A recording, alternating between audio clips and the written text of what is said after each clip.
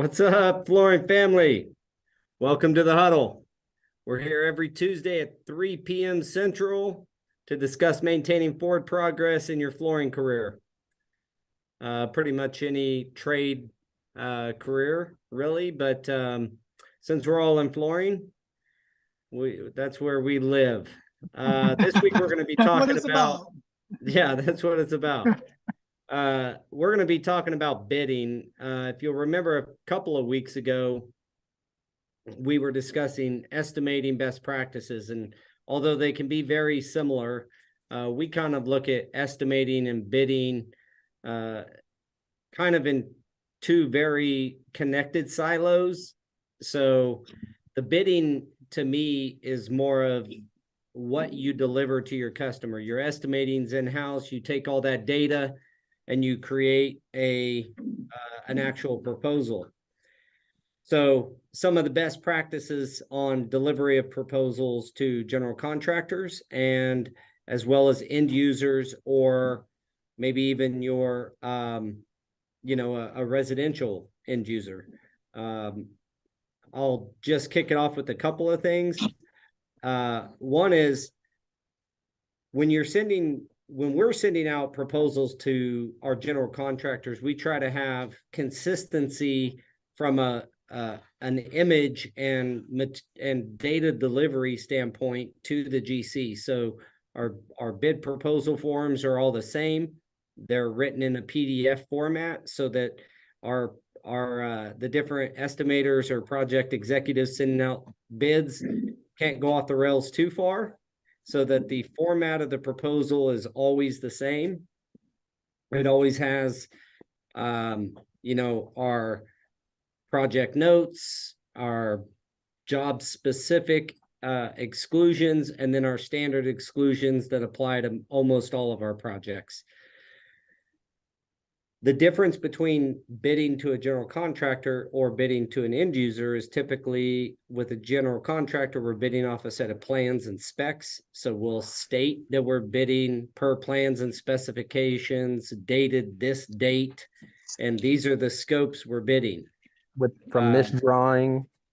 Yeah, this sheet, this date.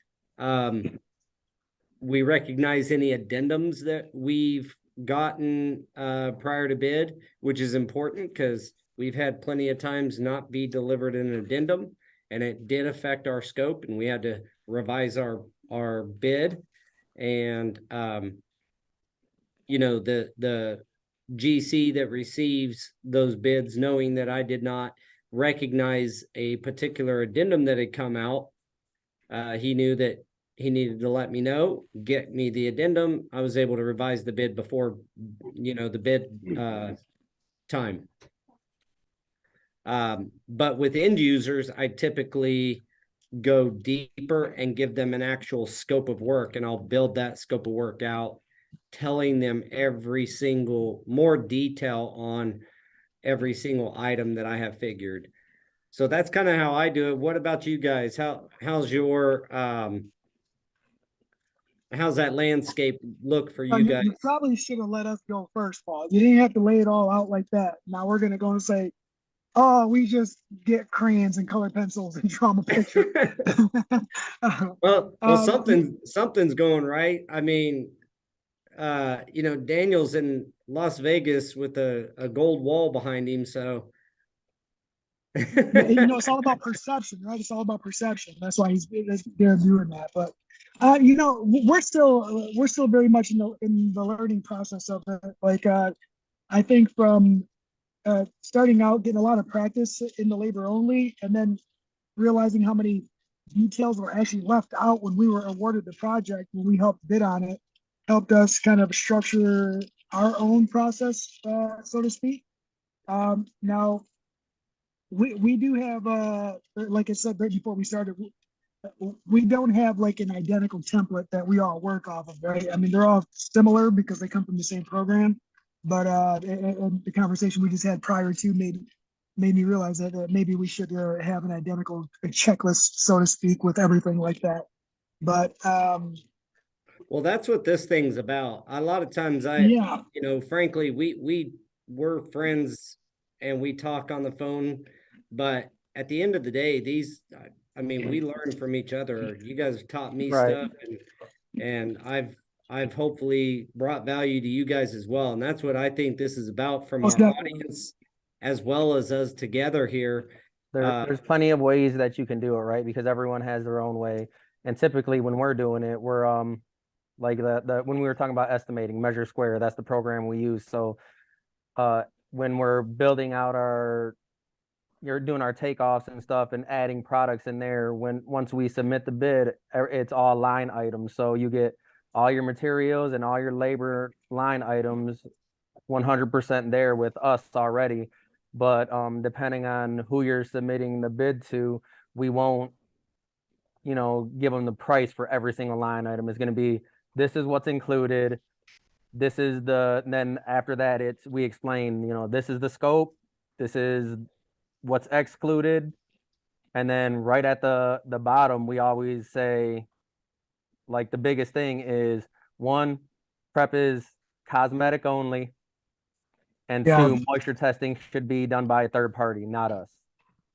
Can you go in? You just brought something up there that's really intriguing to me.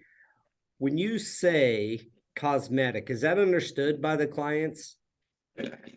So Because I think that's a great way to say it. And we put Yeah. like this plus or minus, we try to be like small cracks and variations within an 1/8 inch, excluding skim coating. I mean, it's all this stuff that you got to say. Yeah. Cosmetic is a really kind of encompassing term to use, I think is. And I think we got that from William Thornton from Target Sports, and that's what talked to him on the phone. My brother talked to him on the phone a few times, and it's like that's one of the things he said. He said, include in your Smart guy, bid, man. Very prep smart is guy. cosmetic only, because anytime something structural happens, oh, this concrete is chipping up. Well, I don't do the concrete. I don't do anything structural. I'm just Yeah. making Yeah. the top coat pretty so that way it can accept flooring. And Yeah. what would you guys not do in part of that cosmetic flooring? Let's say at a saw joint, you have a 1/2 inch lift from one side. It cracked, the concrete did what it was supposed to do and cracked at the saw joint, and then lifted, and you got a 1/4 inch, or let's say a 1/2 inch difference between one side of the saw joint and the other. I think that all depends on how we bid it too, right? Because sometimes we'll include in there that you know, Like light grinding or something like that. light I'll be specific. grinding, Um, or we like to go walk the job first. So we'll say we'll put in there this, and we'll mark it on the print too. And we'll say, this cut joint was peaked, so it includes grinding on this cut joint. But especially when you're bidding and you're going in blind and you can't really see anything, like say new construction, you get the plans before anything is even going up, and then you walk in there and the construction of the concrete, they put in a bunch of additives. You walk in there and every cut joint is peaked up, right? So what we do is, we assess that after the fact, and since they already know that it's cosmetic only, and if it's something like that, you have to look at the science behind the concrete and explain to them kind of, all right, we can grind this down, but after we do that and we patch it and we put resilient floor on it, because a lot of LVTs, sheet vinyls, it could, the moisture in the concrete could equalize, and then this could essentially create a divot or something like valley, that. a So bowl, we bowl, kind of yeah. explain all that to them, and it's like, does it mess with the structure still? I don't necessarily think so, unless you're like drilling and putting in like spray foam underneath it, trying to make it not move. But we just have to be really thorough with explaining to them. But that's the thing, is once you read some of these bid specs, they are not thorough in their explanations either. Yeah, which is They why leave it very gray. exclusions and things like that, because it's not perfectly clear. You got to draw the line somewhere. And even on, as you use the term cosmetic, basically the way we look at it is we'll do all your cracks and saw joints and small holes, but then you get into a situation where you get to a job, it's say it's new concrete, and get to a job and it's getting VCT down hallways and it's chattered everywhere, just complete chatter. It needs a grind and skim. We would not do that as part of our project. That would be a change order. Do Right. you guys approach it the same way? I think that's where we are Yes and no. starting to. Yes, we are starting to. So the problem that we're having is, and that we've had in the beginning, is that we approach everything as the installer, right? Like, even if you were to look at some of our proposals or bids, like they're in systematic order. Like we have all the material at top, and the material is in sequential order from install, from start to finish. And same thing with all the line items. We start with the removal, and I work all the way down until the finished product, right? Because I'm doing the job in my head, and I'm making sure I'm not missing anything.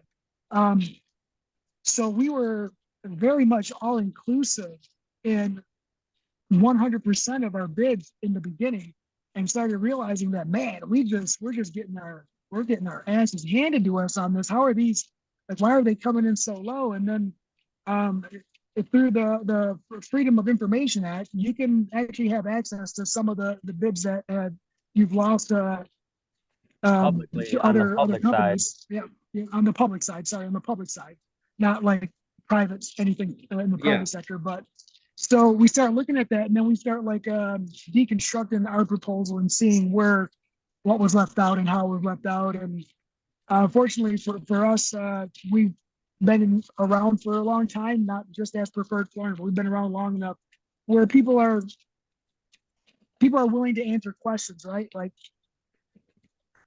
everybody excludes everything. They just exclude it and say not included, or this is excluded from proposal. And they have a whole list of things, and it's like, oh, so that's where the flaw for the contractor or the end user. They're just looking for the bottom number, and they see that one number. That's all they're looking at. It doesn't matter if you have one sheet or 1,000 sheets. They just look at that last number and say finalist, finalist, finalist.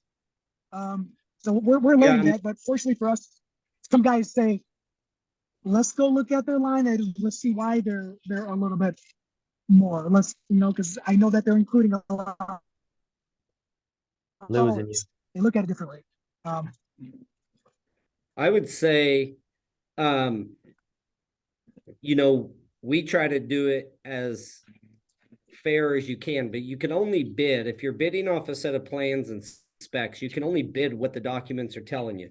You start digging in and using your spidey senses in flooring too deep, and you're gonna get thrown out unless you give them a reason. Here's a little trick we use. Like, if there's a reason in the documents that we feel like somebody may not notice something, or if it's in a really obscure spot in the plans that we think it's going to make us high, we put that, like, specifically including this thing, whatever it is. Let's call it, some moisture mitigation, but it's not in its own spec, and it's only listed on a detail in the drawing or something. And I won a job in Ponca City, a $380,000 job over this. And it was because I specifically stated that I have moisture mitigation figured underneath all flooring as stated on this sheet, detailed this. And the value of that was $120,000. So yeah, I had it in my bid, but I also told them the value of that and that it was included in my overall number. That made them make phone calls and no one else included it, right? Correct. So it went back out for rebid, and I ended up winning that job. So you can use something like that to go ahead and add it. one thing I wouldn't do, it's not a trick. It's just, I don't send out an RFI on it. If I feel like I have something like that, that's going to make a GC question someone else's low bid versus mine, and I got a note that I can put in there that'll make them think, oh my God, we got to go with them. They read everything. This is obviously in the drawings because he listed the sheet and the detail number and everything. And in last minute, I've been in the war rooms, as they call them, of GCs plenty of times. They are scrambling. And if you can give them a big note stating, a lot of times they'll go with your number, because even though you're high, because they know you have everything figured. And especially if you are telling them where you've seen that in the documents. So I like that. I don't send out an RFI because I don't want them to go to an RFI, send it out for all bidders to find what I found, and, use that. I've also, I'm kind of spilling the beans here, but I've also found notes in specs, particularly in the tile spec, and they'll say, for example, they'll say, waterproofing membrane or something, or they'll say epoxy grout per TCNA 118, blah, blah, blah, whatever. I'll go look that up and see if there's a discrepancy between the TCNA book guideline that they're referencing and what they're telling me to do. And if there is a discrepancy, particularly if it's in my favor, I will note that and say, we're going per TCNA guidelines, and you're pretty safe in that manner in doing that. And you also then end up creating a scenario where you can get a competitive advantage over your competition just by, kind of digging in a little deeper and finding the method that works best. So you're saying a little bit of knowledge about the product and some extensive training prior to doing the estimating could actually benefit your bidding opportunities. Wow, who would have thought? Well, not only that, and if he ends up losing that and someone else wins it and it's not per TCNA, and then that job ends up getting messed up, they're gonna end up losing a bunch more money anyways. Yeah. Yes. Well, and on top of that, Yeah. If you're going per TCNA guidelines, which a lot of times that's where it's found, that's where your advantage will be found, because they want you to install per industry standards, regardless of what an architect tells you to do most times. Because if they're telling you to go outside the industry standard, then they can start to get scary close to voiding a warranty. But so if you're laying on the side of industry standard, and it's going to give you the advantage because you took the time to go into your TCNA handbook and actually look into it and discover that, you can create an advantage for yourself. I like the way you said that you separated that number and actually put it in there. This is the cost of the mitigation. Because I talked to an electrical engineer.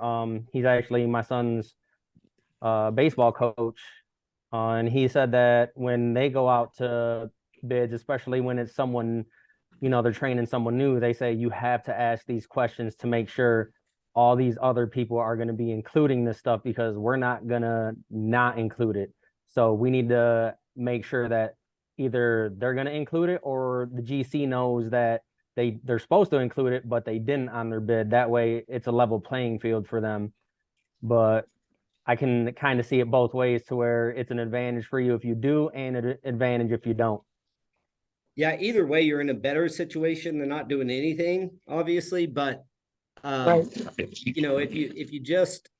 if you're reliant on them getting an RFI or sending an RFI and then getting an addendum, now you have leveled the playing field. You're back on par with everybody. What I did was, it also makes me come off more of an expert, like, because we did this, because we found this and this is here. And when you note it like that, I'm giving them the amount to deduct off my overall bid if they want to get apples to apples. So I'm still giving them the mechanism to get there if they need to. but you know, in I the like that. heat of the And battle, it doesn't always happen. They're just like, use that number because it's got to be right. And sometimes so if they have it's time, they'll even go check. But well, I have a question for you. So well, it's kind of like a little statement, and then followed by a question. Um, the statement that I'm going to make is that essentially, when you're doing that and you're breaking it out and you're providing that information to the contractor, you're showing them that you have their client or the end user's best interest uh, at play there.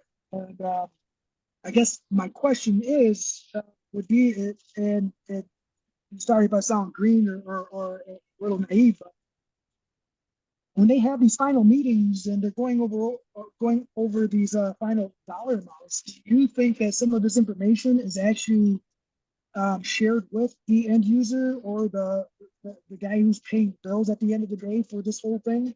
Or is oh, this they've already got their budget and their approval and they're not sharing anything as long as they're within the dollar amount or those parameters? it kind of it depends on the end user, but there's a lot of times they get down to the nitty gritty with the end user and have to explain to them why we use this guy or why we use that guy.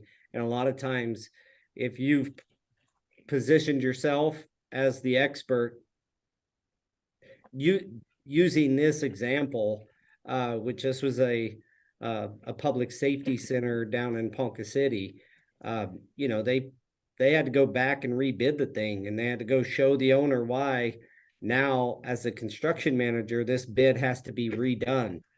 And then we got to rebid it again, and we won it. But we would have not won the job had that note been on there. They would have gave the job to the other crew, And and that then would no have been it. moisture mitigation would have been done. I mean, Yeah. that's the thing too, is especially when you have it separated, it can be to the point to where this is how much it's going to cost for this, but after the moisture readings come back, if you don't need it, then you just take that line item right out of there. Yep. Yep. I like that. I like that. That's a great piece of information there. Qualifying your bid is and making it clear how you what you have figured and why. Sometimes it'll kick you out, but we find more often than not, you'll find these little nuggets in the jobs where, I mean, we've had it from just bathroom elevations calling for Schluter metal, but then the finish schedule calling for bullnose. Something that simple, we find out what's the cheapest one, and that's what we're going to figure. No, it's funny. You just Because reminded me of both the are conversation. there. You know, which way do you go? If all things equal, like it's a good set of elevations and a good finish schedule, I mean, which one do you trust? So we'll find out which one's the cheapest and submit on that. And then once they figure out, oh no, we wanted this. Oh, we already won. So this is the change order for this then. Correct. Yeah. And I know that change orders get a bad rap. They do, but a lot of the time it's out of our control. Well, and I'm not against them. I don't think they're a bad thing all the time. I mean, the bottom line is the architects love you guys if you're on this call, but you know, they get paid 6% typically of a project. So on a $10 million job, they're not doing too bad to create a good set of bid documents and then manage that process through. Right. With a good GC, the manage the process through part is basically them approving the general contractor's application for payments for the owner. I mean, at some point, the GC is doing most of the management, but in the early days, doing the homework and really getting those plans and specs done, that's what they're expected to do. And so all you can do is read off of those. And a lot of times your expertise is going to tell you something shouldn't be done that way. That's when I would say, if you feel that way, clearly note it and make sure that, you know, sometimes we'll even give the cost. For example, we did a bunch of elevated bathroom shower floors. Well, the specs were so terrible. The drawings were not great.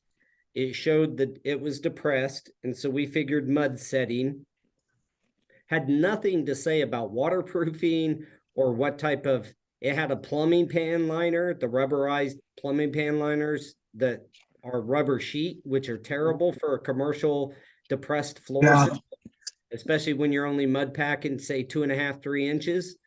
You need a liquid applied. And then there's certain waterproofing membranes that like Mape HPG can be used as a plumbing pan liner if you do it per their instructions.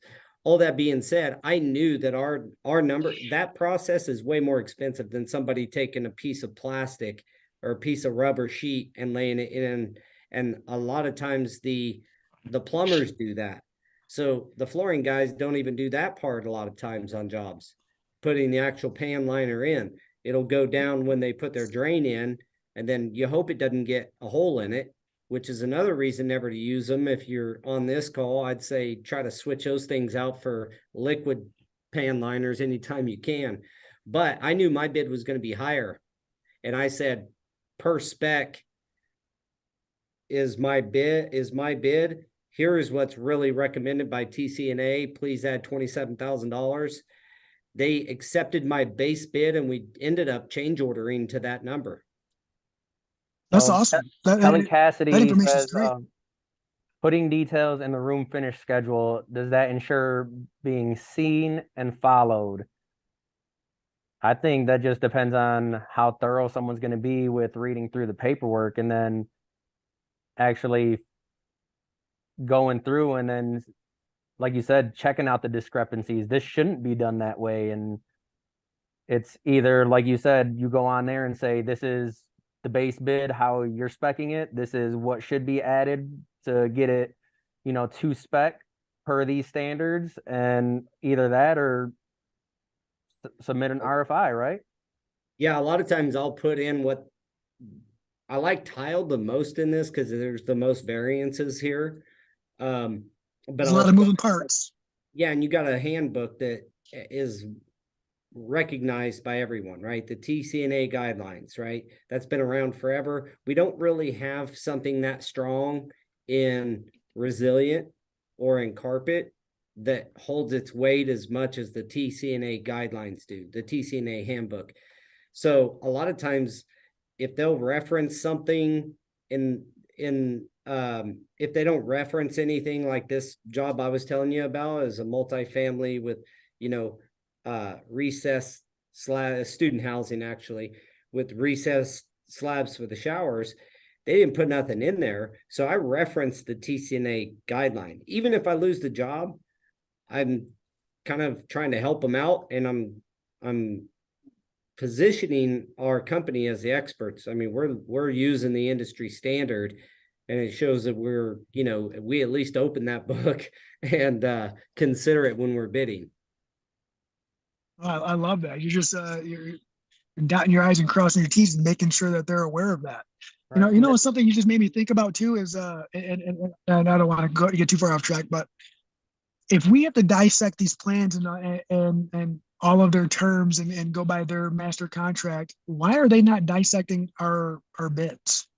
Right? Like are they? It almost because they got 6 months to build the drawings and about 60 minutes to get the bids in, because people, subs, none of us send our bids in super early to GCs because you don't want them shocked and you don't want them to call their buddy and even I've had it happen where even when I had a good company that I've done a ton of business with, some PM from another company comes and joins their company, and now he's in charge of running this bid, and he's friends with someone else and picks up the phone and lets them know. So, they're getting bids in up to the last 15 minutes of the job. Yep. Typically, if a bid is due at 2 o'clock, I'm submitting at 1:55. Yeah. Like you're submitting within 10, 15 minutes of the project because you don't want to get shopped, do all that work for nothing. And so they don't have time unless you bold something out really big. And even the bigger GCs who have they'll have an estimator that just handles finishes, and then an estimator that just handles the structural, and then an estimator that just handles, mechanical and electrical or something of that nature. Sure. I still think best practice is to make it clear what you're bidding, and then also clear what you're not bidding in some cases. So it just depends on the bid. Obviously, you can go through 1,000 different scenarios, but the real key is, what can you put on that bid that gives you a strategic advantage? Right? Right. And how can you approach it? It's a competition. And like I said earlier, change orders are not the demon that everybody makes them out to be. They're necessary as part of the construction process. And the better that the architect is, typically, the better that the less amount of change orders you're going to get. I mean, the better the documents are, the least questions there are during bid time, and you're going to get a more, accurate bid from all parties. But sometimes that's not possible either. And sometimes the owner doesn't want to pay the architect as much money as it would take to, kind of take it past the finish line.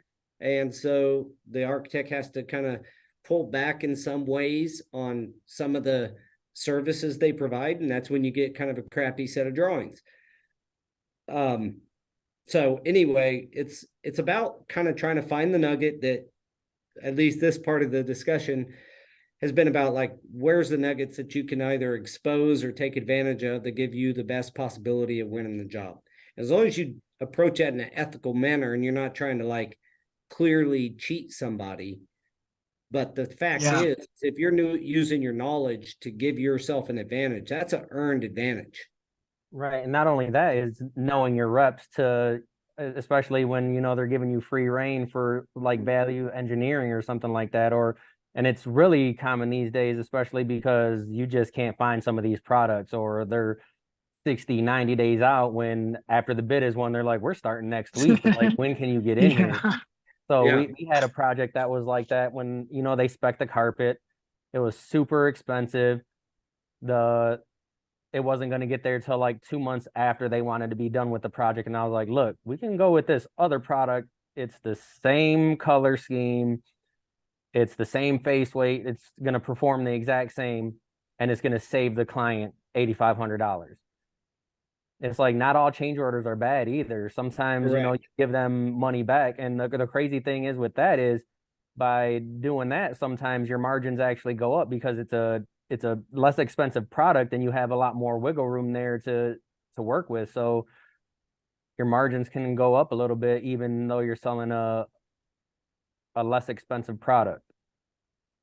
Yeah. I mean, at the end of the day, when you're kind of talking about price per effort. So you got to make more margin on lower end goods than you have to on a higher end good. That's how we look at things. And so if we have a $65 yard carpet, we're not going to bid that at the same margin as a $10 yard carpet. Correct. So, the effort doesn't change.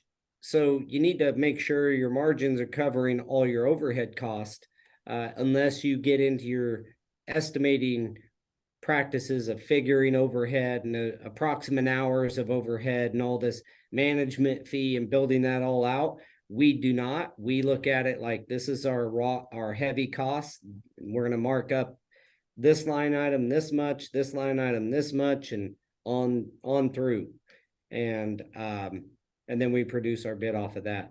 So as we were talking here, presenting of the bid is really what this is all about.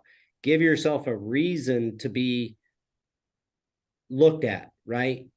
It's kind of like the resume thing.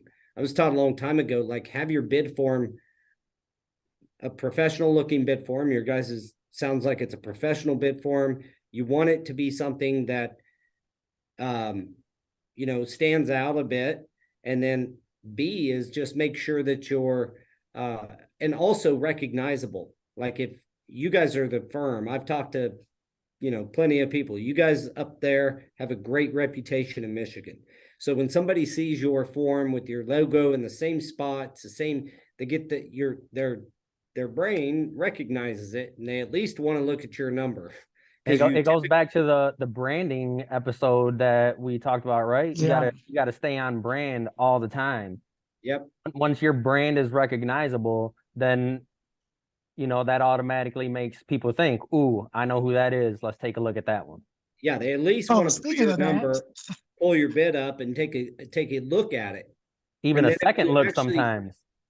and yeah, exactly. And if you give them a reason then to consider it, which is when, if you find an advantage, you list it, you say why you bid it this way. Then it makes them just think for a second, you know, in that heated moment, they have to think, do I go with this number with these guys who always give me good, solid numbers, but they're $5,000 higher, but they also said this thing that they're looking at is worth $3,800. So really it's $1,200. You know, Right. now they're considering, you're stopping them in the heat of the fire to consider something. And brand is a big part of that, Daniel, like you said. yeah. Well, you want them to depending on what it is, right? The whole branding portion of it, like it's if they're looking at ours, they're like, oh, well, this is this price, and like, oh, well, these ones are like this, like, all right, what are they missing? Like, I know that this project, this is they're bidding this because this is their strengths. This is what they do. This is what they're known for. And then over here is they're not really known for that, but so now they're missing something. And it's not a bad thing to have them look at it like that. And hopefully they look at every project like that. Will it happen like that? Probably not, but that's okay. Um, Well, and like you I'll, said, it I'll is a give a competition plug. to some extent. I'll give a plug to, I won't say the name, but we have a competitor that only does tile. And man, when they are good, they're really good. They do good installation. They're a good company. When they're bidding when certain large tile jobs are bid, it's tough to beat them. Like they have that kind of nailed down. Um, we get our fair share, but it's just on these really particular tile type projects. They're just known for doing it the way that it needs to be done. So I've lost a job or two to them, even when I was low. And that's not because I suck. It's just because they've done that good. So Yeah, kudos to them. they've earned that. They've earned that. Then that's what it They, is. They've earned And we've that. been in that position too, to where, you know, we're considered the experts in, you know, what we do. So, you know, when you're going through the post bids and stuff, they'll straight up tell you, they're like, you guys weren't the low bid, but we sell them as, you know, yes, you can go with them, but these are the potential issues that you might be. If you go with these guys, it's pretty much a hands-off approach. As soon as they get on the project, you know everything is going to go and be installed exactly how it should be. yeah. Yeah. And we all have our deals where we, get chose over. We're not always low. That's for sure a lot of times, but it's a service on the backside that you're talking about, or the known for expertise. But it's just an example how it's not just possible for one company. I mean, I have a company here that we battle with on those jobs that, like I said, they'll get the nod on the big tile jobs that are really complex, Olympic sized pools, that kind of stuff. Shower, steam rooms off of it, and saunas and showers, and onto a pool deck and down into the pool and all that work. I mean, we've done auditoriums before or natatoriums before, but a lot of them, those guys are going to get. So anyway, just showing you that the branding is a big piece of your bidding being considered during bid day. And so anybody new out there in the audience that has, you know, wondered why some companies maybe win a lot of work and why others don't. Part of it's the branding. And so I would, take advice from a previous episode. I wish I knew that episode number, but we talked about branding and the importance of that in pretty good detail. Yes, it's not who you know, but it's who knows you. And it's become very very helpful the last couple of years for us to kind of shift gears and have that different mindset. But also anybody out there who's got other ideas on some of that and other angles, like let us know. Like we're still learning too, man. Like we're just sharing what we know now and what works for us now. But man, like I'm open. I'd like to learn a lot more. Yeah, and I think one of the things that's really been kind of special about this podcast is that's the attitude of the podcast. Like we want to learn too. And we'd love more interaction live on the podcast. Thank you for everybody who comments and likes our stuff on Oh yeah, the 100%. different media networks. But we'd love for you to come on and listen to us and chime in with some Q&A, be heard.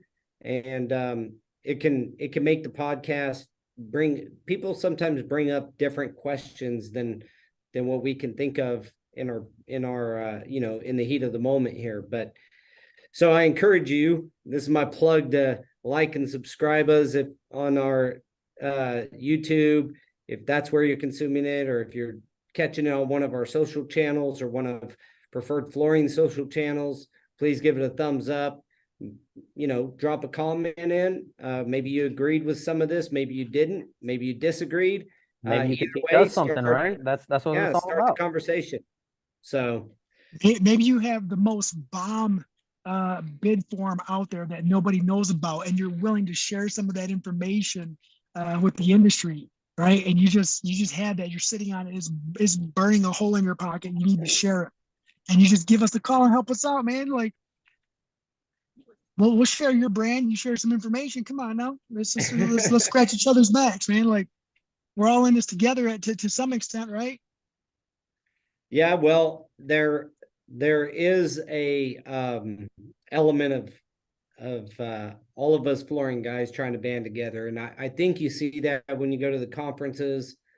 I just got back from two pretty much back to back from Fuse Alliance, which I'm a Fuse member in our area, and then FCICA, and they were both great. A lot of great learning opportunities, but that's also where you can do some of these discovery discussions with other flooring companies who are more than happy to help you. So, all right, guys, anything closing out on kind of bidding post kind of getting your quantities and estimates from, whether you, again, just as a refresher, you can outsource this thing now. There's very professional companies doing it. Kathy Case Quantify was. Yep. She can help you out a ton. Yep. She was on and went through a lot of stuff. I think that was I hope a lot of people have watched that, because that was a really good episode, I think. And I think if you pair that with this, you'll kind of get the big concepts on how to best estimate and then produce your proposal to your client. Yeah, I think, just closing out, it's take nuggets from everyone that you talk to, just like we did, and include those in your inclusions and exclusions. Because like I said, everyone's going to want you. If they don't want you to do moisture testing, you got to let them know that it still needs to be done, whether it's in the documents or not, because you're liable as soon as you start installing. If you don't ask for results or anything, that's you just bought that, if anything happens, in most cases. Yeah, and the reason that is, just to build on that for a quick second, is because it may not specifically say moisture testing, but what is it going to say is that, like, there's language typically in a set of specs that say, once you start installing, is indication of acceptance of acceptance. Yep. Right. So there's these little clauses everywhere throughout the documents that'll end up catching you anyway. So take Daniel's advice. Yeah. And the other one is the floor prep being only cosmetic, because once you read over the specs and everything, and know your standards, because they'll stay in there. It sometimes it doesn't say anything. It just says floor prep to ASTM F710 standards, and then you're automatically required to know that. So, Yeah, do some research. yeah, Mm. just Yeah, know your that standards document's and know probably that prep is cosmetic only. that document's Um, probably the closest thing that the resilient side has that I think it's leaned on a lot. And all it oh, is a prep. lot, That's it. a lot. Um, I guess for me is if I were sharing advice with anybody, I would say don't be afraid to ask questions, even if you have to question yourself, right? Like if you miss it and you submit it, man, you missed it and you submitted it, man. Like don't rush through it if you don't have enough time to dedicate to doing a large bid after the estimate is done, then just don't try to rush it. Just say, you know what, call that time as learning experiences or experience period and move on to the next one, man. Like At there's no least sense until in you're rushing something. comfortable. At least until you're Yeah, yeah. comfortable. I mean, there's going to be some times you stretch that out. We certainly skirt the line sometimes on, you know, oh, should we bid this or should we not? And maybe walking away. But once you've been doing it long enough, you can make some educated guesses. I fully recommend going in with full knowledge, but every once in a while, especially on branded jobs where you've done 30 of those hotels in the last 5 years Right. or something, and you got some questions, you can go off of your experience and say, okay, I'm pretty sure this is how it's going to be. And go ahead in that case then and do what I was talking about earlier. Put it on your bid form. You figured it this way because there was no documentation telling you. And so you figured it this way. So we do have a question from LinkedIn right here from Eric. He says, estimating and quantifying materials are not equal. Any thoughts on why our industry, by and large, has salespeople handling the pricing of jobs? Other trades and GCs rely on estimators to put numbers together, but in the flooring world, it seems like an estimator's role ends with the takeoff. Yeah, I that's a tough one. I know plenty of companies have salespeople. All of our bids in our company is produced with either project managers or Mhm. estimators and then still reviewed by a project manager or project executive, because I feel like you have to have somebody with applicable knowledge to getting work done produce the bid, Yeah, not just a salesman trying to sell something. And Right. that, if you get on Facebook and read, the salesmen are the most That's what hated. I was gonna get into, because you go on there and it's like on some of these groups, they're like, sell, sell, sell, worry about everything else later. And it's like yeah, they and don't care about anything that goes into the project. It's just what you said. They're just basing it on knowledge from something else that they've done. So if you just throw a number at it and it sticks, hey, you just won the job. And then that's when you have all these installers complaining, hey, you missed this. There's no transitions. You yeah. didn't include any floor prep.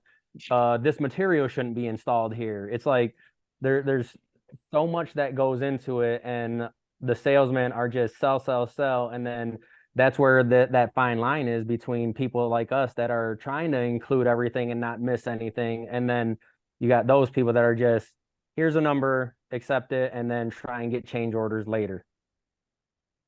So and you know what? And I know we said this in closing a long time ago, but No, let's go. that is you get 100% correct on all of that. As there is a difference between a salesman and the bid process, right? Like if you have a salesman who is from start to finish, you're only the customer or the client or the end user's only point of contact. There's going to be a lot of information that isn't going to be relayed and it's going to be missed. And not only that, there's going to be a disconnect from the installation crew and the salesman too, because they're not always going to be on the same page. So Well, because think about it, sorry it's to just totally, interrupt you. no, you're fine. You're fine. Yeah, no, I get it. And just to add to that is recently, I just had to have it because we do labor only for some other stores too. And recently I had to have a conversation and send an email out to a salesperson that was once he sold the job, he was done, done, right? Didn't follow up, didn't do anything. And I'm sorry, but that doesn't fly with me, bro. Like, it's your job to communicate with the client. It's your job to do all this. I give you the information, but if you don't relay any of it, I can't talk final numbers with your client or the client at all. Like, that's supposed to be you, right? And that's where it was very obvious, the disconnect from salesperson with zero flooring experience as far as the install, the processes, and the length of time, to someone who installs and works on the sales side as well. Yeah. So in short, we don't have anybody with the title salesman or salesperson in our company. We have a business developer who goes out and finds opportunities and talks with developers and general contractors and architects and drums up new business. But salesman, we don't have one, because to me, the person's salesman, and what I was saying when I rudely interrupted you, was a salesman. Their job title's done when the sale's done, right? Salesman. Like, you want a manager or an executive putting those numbers out. Any manager that approves a bid in our company, they're the ones who end up having to manage the job. And that's because they know we know that that's going to put in their head, like, I can't just scrum through this thing real fast, because I'm the one that's going to have to deal with any problems that come on the backside of winning the job and doing the project. So having the manager involved from the beginning. We have estimators, but even our estimators don't just send out numbers. They quantify, they'll put the bid together, but then it has to go across the PM or project executive's desk for full approval and review. So Eric did say, good answer, Paul. Love the collaborative approach. Definitely tough in the meat grinder that is bidding on a daily basis. And it's tough out there. That's a good way to put it, Eric. Jorge says that's when he's glad that he measures his own projects and stuff, so he doesn't have to rely on someone measuring short. And when you physically do the job, you know exactly the entire process of how to put that puzzle piece together. Yeah. It's nice if you do. It's just it's more frequent in residential, obviously, to get out and measure the job. Some commercial, you get the opportunity. I'd say 20% of our jobs we get to field measure. But are you going to go through and field measure a 155,000 foot elementary school? Yeah, that's probably not going to happen. Yeah, you might go and verify a couple of dimensions, but that's about you might measure some classrooms, but you're measuring the whole thing by hand out in the field can get tough. Back in the day, probably would have happened by me, right? Go with my colored pencils and my little graph paper and my ruler. Man, not to say that it wouldn't be a better way to do it. It's just the time consuming nature of measuring something that you may not field measuring something on a large scale that you may not get awarded. You're investing a fair amount of time compared to doing a takeoff off of a set of drawings. So a lot of times if I do go out to the field, I'll take a couple of key measurements and ask them, even if they have a coded floor plan, may not be to scale, but I can set it to scale and measure square and use my field measurements and take them from different parts of the building. Maybe I get 5 or 6 or 8 measurements and then apply that to that drawing. Yep. That's what I do now. Back in the day, I'm just going to go measure everything. I like technology now-ish. Sometimes I hate it. I appreciate it when it works. Yeah. Exactly. Well, there's a lot out there. Again, just to recap this, proposals in some consistent format. Make sure you're including, you're putting in your exclusions, specifically what you're excluding.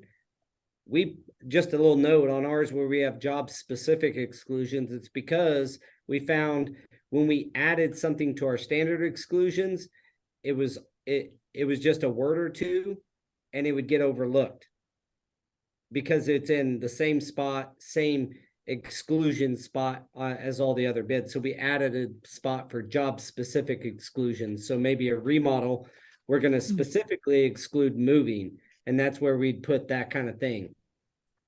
And our standard exclusions is always, you know, excessive, unforeseen floor prep, you know, and we go through all that stuff.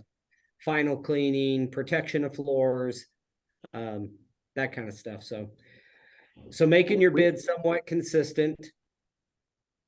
If you can find some nuggets by using the industry knowledge, whether it's, you know, ASTM F710 for resilient, or the TCNA handbook for tile, or something in CFI's stuff for carpet, or the Carpet and Rug Institute, even Right. 104 something and that gives 105. you like this strategic advantage because of knowledge, and it's not a discrepancy in the drawings. It's something that brings you a nugget in knowledge. So, you know, take advantage of those opportunities to win a job, and you know, don't be scared of change orders if they're warranted. I mean, Yeah, you ain't Yeah. gonna pay for everything that changes on a project. Don't think that you're gonna just, this is the number and I'm not gonna change anything. I just had a bid to where it right in the spec it said that no change orders are gonna be allowed. And as soon as they accepted ours, something happened and it was like, well, we're gonna need a change order. And they were like, okay, things happen. Sometimes it's things out of your control, and just know that don't let anyone bully you to take money out of your pocket when you know it's warranted, that it's not your fault, especially. yeah, just remember it's a business. You're in business. It's Here not to a make money. popularity Practice. contest. You know, you want to have a good reputation and a good relationship with everybody, but at the end of the day, you have to do what's right for your employees, do what's right for your industry, do what's right for your business, and what's right for yourself. So, you know, if you kind of look at it that way, you're doing your employees a disservice in many instances if you're taking these change orders. And there's always going to be some negotiating. Sometimes you win some, sometimes you lose some, but for the most part, just don't look at change orders as a terrible thing. And also don't look at them as a way to just put this rock bottom BS number in and then think you're going to go change order your way to profit. Don't do it that way either. That's unethical from the start. If you're underbidding a job and you think you're going to come in and become profitable through change orders, that's ridiculous. Bid the job appropriately, but don't be scared of valid change orders. They're necessary in our building practices. I just want to know, let Very everyone know that before we started this, we said that this was going to be a really quick one, and then we ended up going the full time anyways. And FCI magazine did just put out an article online about the episodes that we have coming on this month. So go on there, see which one that you want to listen to. Definitely join the Zoom or, you know, any social medias, and come and ask questions. Thank you for everyone that is on here saying hello: Dirk, Jorge, Kelly, Eric. You know, we got, Yeah, we love it. We love appreciate it. the Thanks feedback. thanks for the support. Yep. Yeah, and just so you guys know, I'm always on LinkedIn or any socials looking at your guys' work too. Like, ooh, I love it. He's So, probably on yeah, LinkedIn a lot more than me. I'll have like 8,000 notifications by the time I Yeah, click dude. on the app, which is horrible. I should probably be better about that. I think I can do better too, my friend. All right, guys. Well, that brings us to the end. I want to echo what Daniel just said, and Jose is, hey, thanks everybody for joining us. Thank you. Really do appreciate the feedback, and it feeds us, it gives us a reason. We're on episode, what, 41, 42? 42. 42, So, yeah. You know, we're here. We're going to continue to be here, and your guys' participation makes it all worth it. And we hope that you grab some nuggets out of these conversations, and feel free to reach out to us and come on sometime. When you see one of those episodes that's on FCI Magazine's list that you may want to be on, you know, reach out to support at Go Carrera. Eduardo says, is there another Apple Watch this time? Oh, No, but we'll probably put out some more notice for the next giveaway. I'm sure there'll be something popping up. Yep. All right, guys. Once again, thank you so much. It's been a pleasure. And as Thank you. always, Yeah, love it. I've learned some stuff. So we'll see you guys next Tuesday and chat in between. Sounds good. Take it Have a easy. good one, everyone. Bye, Thanks. guys.